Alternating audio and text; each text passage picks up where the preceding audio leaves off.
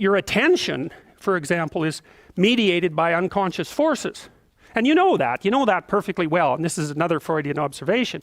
You know, if you're sitting down to study, for example, your conscious intent is to study. But you know perfectly well that all sorts of distraction fantasies are going to enter the theater of your imagination non-stop and annoyingly. And there isn't really a lot you can do about that except maybe wait it out. You know, so you'll be sitting there reading and your attention will flicker away. You'll think about, I don't know, maybe you want to watch Jane the Virgin on Netflix or something like that. Or maybe it's time to have a peanut butter sandwich, or you should get the dust bunnies out from underneath the bed, or it's time to go outside and have a cigarette, or maybe it's time for a cup of coffee. Or it's like all these subsystems in you that would like something aren't very happy just to sit there while you read this thing that you're actually bored by. And so they pop up and try to take control of your perceptions and your actions non-stop.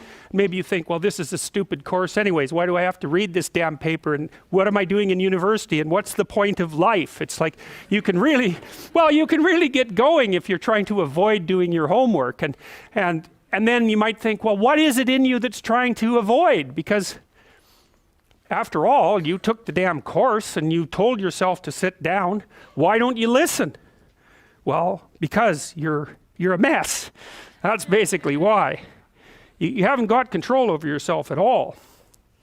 And no more than I have control over this laptop. Okay, so there's the memory function of the unconscious, and there's the dissolutive function. That's an interesting one. The unconscious contains habits, once voluntary, now automatized, and dissociated elements of the personality, which may lead a parasitic existence. That's an interesting one. I would relate that more to procedural memory. You know, so what you've done is practice certain habits, whatever they might be. Let's call them bad habits. And you like those things to get under control, but you can't. So maybe when you're speaking, for example, you use like and you know, and you say a lot. And you've practiced that, so you're really good at it. And you'd like to stop it, but you don't get to, because you've built that little machine right into your being, right? It's neurologically wired, and it's not under conscious control. And anything you practice becomes that. It becomes part of you, and that's another element of the unconscious, a different part. And then there's a creative part, which is that, well, you know, you're sitting around and maybe you're trying to write something, or maybe you want to produce a piece of art or a piece of music, or maybe you're just laying in bed dreaming and you have all these weird ideas, and especially in dreams, it's like, where do those things come from? And even more strange, one of the things that's really weird about dreams, and almost impossibly weird, is that you're an observer in the dream. It's like a dream is something that happens to you. Well, you're dreaming it, theoretically, so how is it that you can be an observer? It's almost like you're watching a video game or a movie, but you're producing it, at least in principle, although the psychoanalysts would say, well, no, not exactly. Your ego isn't producing it, your unconscious is producing it. It's a different thing. It's a different thing. And of course, Jung would say, well, it's deeper than that. The collective unconscious might be producing it. It's in some sense, it isn't you exactly, or it isn't the you that you think of when you think of you. And that's the ego from the Freudian perspective, the you that you identify with. That's the ego. And outside of that is the unconscious. The id, that's more the place of impulses. And you could think about those as the biological subsystems that can derail your thinking, right? And that govern things like hunger and sex and aggression and your basic instincts is another way of putting it.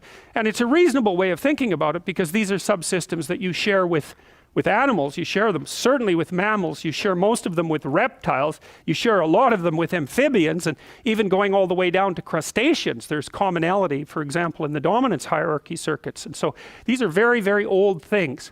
And the idea that you're in control of them is, well, you're not exactly in control of them.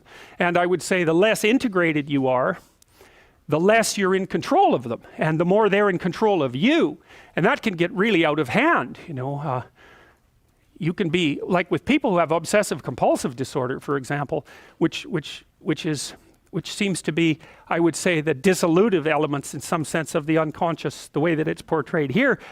Poor people with obsessive compulsive disorder, they can spend half their time doing things that they can't really control, and they have very strong impulses to do them, and it's very hard on them to block them. You know, they'll almost panic if those things are blocked. And then you have people with Tourette's syndrome, you know, that they'll be doing all sorts of weird dances and spouting off obscenities, and and imitating people without being able to control it, and sometimes a little bit of antipsychotic medication can dampen that down, but it's as if there are these autonomous semi-spirits inside of them that grip control over their behavior and make them do things. And you know, you find that to some degree in your own life, because maybe you've become very attracted to someone, even maybe you don't want to be attracted to the person, and then you find yourself, you know, texting them when you know perfectly well that you should be going to bed, and you know, you're in a grip of something, and you can't control it, and that's all part of the unconscious and all part of what Freud was studying.